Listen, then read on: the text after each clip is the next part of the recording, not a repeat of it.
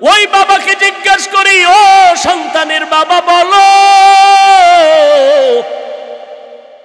আল্লাহর হুকুম রোজা রাখলে শরীরটা নষ্ট হবে, তোমার ছেলে মেয়ে মোবাইল চালাইয়া চালাইয়া সারা রাত গুনার চর্চা করিয়া চেহারাটাকে নষ্ট করে ফেলেছে, শরীরটা নষ্ট করে ফেললো, চোখের পাওয়ার নাই এই গজবের মোবাইলের কারণে, হার্ট দুর্বল, কিডনি দুর্বল, ব্রেন দুর্বল, কানের পাওয়ার নাই, চোখের পাওয়ার নাই, লেখাপড়ার সব আগুন জ্বালায় দিল, মায়ের সাথে বেয়াদবি, বাবার সাথে বেয়াদবি, শিক্ষকের সাথে বেয়াদবি, এই মোবাইলের কারণে মা বাবা সন্তানের হক আদায় করে না, সন্তান মা বাবার হক আদায় করে না, স্ত্রী স্বামীর হক আদায় করে না, স্বামী স্ত্রীর হক আদায় করে না, শিক্ষক ওস্তাদের হক আদায়, ছাত্রের হক আদায় করে না, ছাত্র ওস্তাদের হক ঠিক মতো আদায় করে না। এই মোবাইলটা চালাইয়া চালাইয়া হাত না পাক, জিহ্বা না পাক, অন্তর না পাক, কান না পাক, চোখ দুইটা না পাক। বলো তোমার সন্তান চেহারা নষ্ট করলো, শরীরটা নষ্ট করলো, কারণ রাতের ঘুম ছিল গোটা জগতের মানুষের জন্য শরীরের মহা একটা ঔষধ। এই ঘুমটাকে গুনাহ করিয়া কাটাইয়া ঘুম যাইতে পারলো না মোবাইলের দ্বারা, শরীরটা এই পরিমাণ নষ্ট হলো, চেহারাটা 40 বছরের আগে এত ভাঙ্গাই যে ভাঙলো, দুনিয়ার কোনো মেডিসিনে আর চেহারা ভালো হবে না। বলো তোমার সন্তানের শরীর এখন কে সোজা করিয়া দিবে? আমেরিকান যত মেডিসিন দাও, আল্লাহর দেওয়া চেহারা আর ভালো হবে না, যত মেডিসিন দিবি আরো আরো নষ্ট হবে। কয়নি? শুনো, মদিনার নবী বলে গেছেন, আমার উম্মত মুসলমানের ভেতরে দল হবে 73 দল। আমার উম্মত মুসলমানের মধ্যে 73 দল, 72 দল জাহান্নামে যাবে মুসলমান, এক দল মুসলমান জান্নাতে যাবে। ওই দলটা কারা? যেই দল জান্নাতে ঠিকানা যাবে, মদিনার নবী বলেন, যারা শুধু আমি মুহাম্মদকে মানার পাশাপাশি আমার হাতে গড়া সূর্য সন্তান তারকার মতো নক্ষত্র সাহাবায়ে কেরামদেরকে যারা মানবে, তারা জান্নাতে যাবে। অতএব ভালো করে জানিয়ে নাও, ও টাঙ্গাইলের শিক্ষিত মুসলমান, বর্তমান দুনিয়াতে যারা সাহাবায়ে কেরামের বিরুদ্ধে লেখালেখি করবে আর বক্তব্য দিবে, বেছে নাও, এরা সবাই 72 দল জাহান্নামীদের অন্তর্ভুক্ত। কোন ঝামেলা আছে? বলবেন সাহাবাদের বিরুদ্ধে কয়নি, আর কয়নি মানে বাংলাদেশে কইব না তো ইন্ডিয়ায় কইব নি? বাংলাদেশের জমিনে দাঁড়াইয়া টুপিওয়ালাদের কেউ বলে নবীজির সাহাবী ওমরে ফারুক বেদাতি ভণ্ড। আরো আসতে, কে সেই ওমর? নবী বলেন, আমি মুহাম্মদের পরে যদি আল্লাহ আর একজন নবী বানাইতেন, লাউ কানা বাদি নবিয়্যুন লাকানা উমর, আমার সাহাবী ওমর হইতো আমার পরের নবী। যেই ওমর রাস্তা দিয়া চললে শয়তান ওই রাস্তা থেকে চলতো না, ভয়ে পালায় যাইতো। কেমন একটা মানুষ! এই মানুষটা নবীর পরশে গিয়ে তো দামি হয়েছে। যেই ওমরের ইতিহাস যদি সারা রাত বয়ান করি শেষ হবে না রে টাঙ্গাইলের মুসলমান। অতএব অনুরোধ করে বলছি, আগে দায়িত্ব তোমার আমার নিজেকে গুনাহ থেকে বাঁচানো, দ্বিতীয় দায়িত্ব সন্তানের বাঁচানো। লাগবে কি লাগবে না?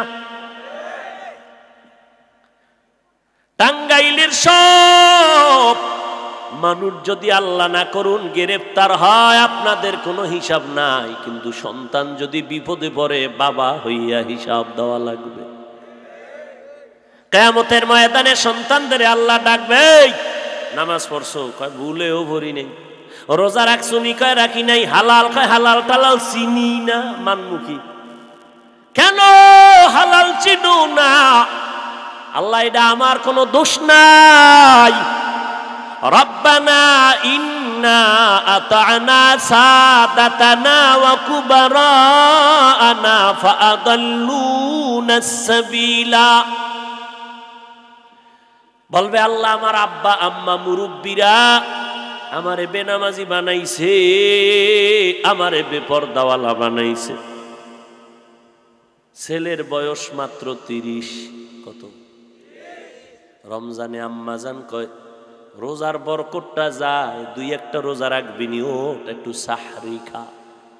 বাবা কয় খবরদার, আমার সন্তানের বয়স এখনো হয় নাই, ছোট শরীর নষ্ট হয়ে যাবে, রোজা রাখাইও না। এমন কুলাঙ্গার বাবা আছে না নাই? না, শরীর কি হয়ে যাবে? ওই বাবাকে জিজ্ঞাসা করি, ও সন্তানের বাবা বলো, আল্লাহর হুকুম রোজা রাখলে শরীরটা নষ্ট হবে, তোমার ছেলে মেয়ে মোবাইল চালাইয়া চালাইয়া সারা রাত গুনার চর্চা করিয়া চেহারাটাকে নষ্ট করে ফেলেছে, শরীরটা নষ্ট করে ফেললো, চোখের পাওয়ার নাই এই গজবের মোবাইলের কারণে, হার্ট দুর্বল, কিডনি দুর্বল, ব্রেন দুর্বল, কানের পাওয়ার নাই, চোখের পাওয়ার নাই, লেখাপড়ার সব আগুন জ্বালায় দিল, মায়ের সাথে বেয়াদবি, বাবার সাথে বেয়াদবি, শিক্ষকের সাথে বেয়াদবি, এই মোবাইলের কারণে মা বাবা সন্তানের হক আদায় করে না, সন্তান মা বাবার হক আদায় করে না, স্ত্রী স্বামীর হক আদায় করে না, স্বামী স্ত্রীর হক আদায় করে না, শিক্ষক ওস্তাদের হক আদায়, ছাত্রের হক আদায় করে না, ছাত্র ওস্তাদের হক ঠিক মতো আদায় করে না। এই মোবাইলটা চালাইয়া চালাইয়া হাত না পাক, জিহ্বা না পাক, অন্তর না পাক, কান না পাক, চোখ দুইটা না পাক। বলো তোমার সন্তান চেহারা নষ্ট করলো, শরীরটা নষ্ট করলো, কারণ রাতের ঘুম ছিল গোটা জগতের মানুষের জন্য শরীরের মহা একটা ঔষধ। এই ঘুমটাকে গুনাহ করিয়া কাটাইয়া ঘুম যাইতে পারলো না মোবাইলের দ্বারা, শরীরটা এই পরিমাণ নষ্ট হলো, চেহারাটা 40 বছরের আগে এত ভাঙ্গাই যে ভাঙলো, দুনিয়ার কোনো মেডিসিনে আর চেহারা ভালো হবে না। বলো তোমার সন্তানের শরীর এখন কে সোজা করিয়া দিবে? আমেরিকান যত মেডিসিন দাও, আল্লাহর দেওয়া চেহারা আর ভালো হবে না, যত মেডিসিন দিবি আরো আরো নষ্ট হবে। মাওলারে চিনো না? দেখছুনি চেহারাটা কত সুন্দর করে বানাইছেন, একই মায়ের সন্তান 5টা, কারো চেহারার সাথে কারো মিল আছে? এরপরে দেখেন আমরা রাস্তাঘাটে দৌড়াই, শরীরটারে পোশাক দিয়ে আটকাই দিছি, চেহারাটা আটকাইছি, ওরে শীত, এরপরও সব খোলা, চেহারা খোলা, সব আটকানো, যত ধুলা, যত বালু, যত রৌদ্র, যত গরম, যত বৃষ্টি, যত ঠান্ডা চেহারায় লাগলো। কিন্তু গোসলখানায় গিয়া দেখ রে বান্দা, পোশাক খুলিয়া দেখ, শরীরের মধ্যে এই পরিমাণ ময়লা, সাবান না দিলে পরিষ্কার হবে না।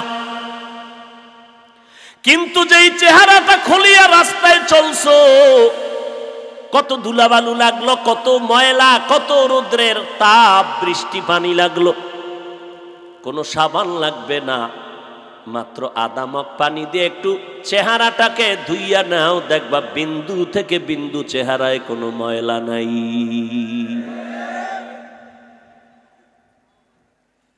কত সুন্দর করে আল্লাহ চেহারাটা বানাইছে। এটা গজব্যা মোবাইল ডারে রাত্রে চালায় চালায় চেহারাটারে বান্দর বানায় লাইছে।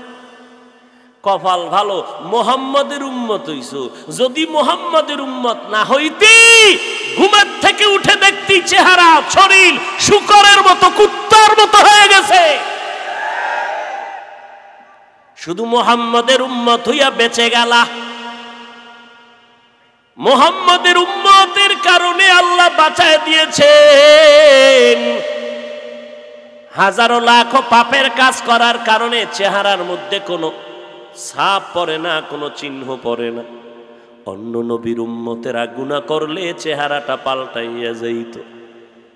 অনবীর উম্মতের দল, আল্লাহ তাআলা বলেন নিজে জাহান্নাম থেকে বাঁচো, তোমার সন্তান পরিবার আহালদের বাঁচাও। নিজের চিন্তা, সন্তানের চিন্তা বাদ দিয়া একদল আবেগওয়ালা মুসলমান দেশ নিয়ে ভাবে, রাষ্ট্র নিয়ে ভাবে, গোটা দেশে ইসলাম কায়েম করবে, নিজেরই নিয়ে চিন্তা নাই, সন্তানের নিয়ে ফিকির নাই। এরম একদল আবেগওয়ালা মুসলমান দাড়ি নেই, টুপি নেই, সুন্নত নাই, মাইয়া ফোলা সঠিক লাইনে নাই, নবীর তরিকা নাই। হে দেশে ইসলাম কায়েম করবে, কি বড় মাথা রে। নিজের বডির মধ্যে ইসলাম কায়েম করতে পারলা না, তোমার ঘরটার ভেতরে স্ত্রী সন্তানের মধ্যে দিন সুন্নত কায়েম করতে পারলা না, তোমার মতো বান্দারে দিয়া আমার আল্লাহ জমিনে কখনো কালেমার পতাকা হাতে দিবেন না। ওই স্বপ্ন দেখিও না যে আমরা দাড়ি না রাখলে অসুবিধা কি, টুপি না পরলে অসুবিধা কি, নামাজ না পড়লে অসুবিধা কি। এইভাবে এক ধাক্কা আর এক ধাক্কা দেয়। আরে পোশাকের মধ্যেই কি ইসলাম? দাড়ির মধ্যেই কি ইসলাম? বলে কি বলে না? কারা? হিন্দুরা না, ইসলামী দলের বড় বড় মাতাওয়ালা। তুমি প্রশ্ন আমাকে করলা কেন? মদিনার নবীরে কইতার না, এই মদিনার নবী টুপির মধ্যেই কি ইসলাম? মদিনার নবী জবাব দিয়া কয়, না না, টুপির মধ্যে ইসলাম সীমাবদ্ধ না, তবে ইসলামে টুপি আছে। দাড়ির মধ্যে ইসলাম সীমাবদ্ধ না, তবে ইসলামের মধ্যে দাড়ি আছে। পোশাকের মধ্যে ইসলাম সীমাবদ্ধ না, তবে ইসলামের মধ্যে পোশাক আছে। যদি নবীরে ভালোবাসিয়া থাকো, বলো নবীর সুন্নতি পোশাক পরতে তোমার বাধা কেন?